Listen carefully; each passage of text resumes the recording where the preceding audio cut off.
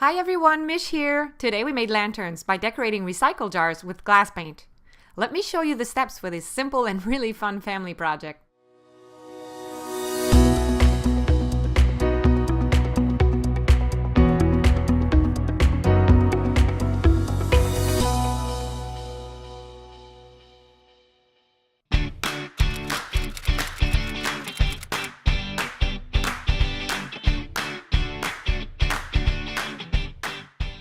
For beautiful, evenly tinted lanterns, choose glass jars that have the least possible texture. For example, jars of jam, sauce, or condiments are perfect, while you should avoid mason jars with large embossed patterns. Recycle the lids, clean the jars with soapy water, and remove all labels. I like to use a cleaner like glue gun to remove glue residues on the glass. Another trick is to soak the label with vegetable oil. After a few minutes, it comes off like magic. A razor blade is also effective to scrape off any stubborn glue. Today we are using paints designed especially for glass projects, the Vitria 160 assortment by Pebeo. They are professional quality paints, ready to use and water-based, so they're easy to clean. Vitria paints in bottles are used to add a transparent glossy color to the glass, and the ones in tubes to add the dimensional designs on top. Whenever you paint on a glass object, you should wipe it first with rubbing alcohol to remove any trace of fingerprints or other grease on the surface that could affect the paint's adherence. Mix your paint with a craft stick by stirring in a circular motion in the bottle. Don't ever shake the bottle directly, it could produce paint bubbles. Pour a bit of paint of the colors you chose in disposable plates. Use a sponge to apply paint to the jar with a gentle tapping movement. Cover as well the bottom of the container. Use a second color on the top of the jar and tap gently towards the center to mix both colors. Work quickly, the paint dries fast, and to create a perfect gradient between the colors, they must still be wet on the glass. Paint all the way up to the mouth of the container. Let dry completely before the next step.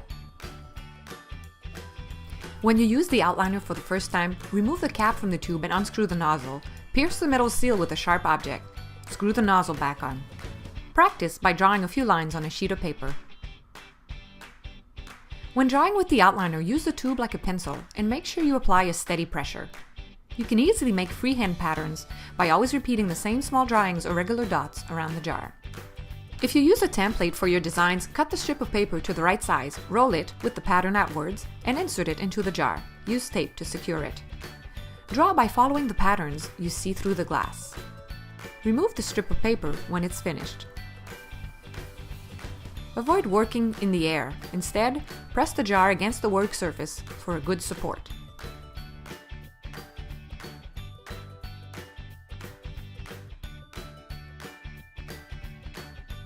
You can add color in a pattern by applying the liquid paint with a brush inside the contour of the relief outliner.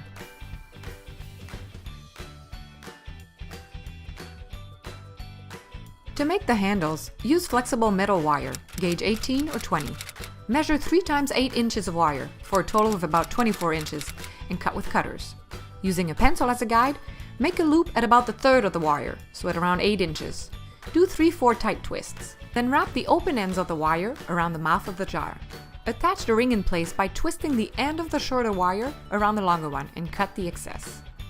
Take the remaining wire and curl it on top of the jar to create a handle by threading the wire through the loop on the opposite side and by folding it upwards.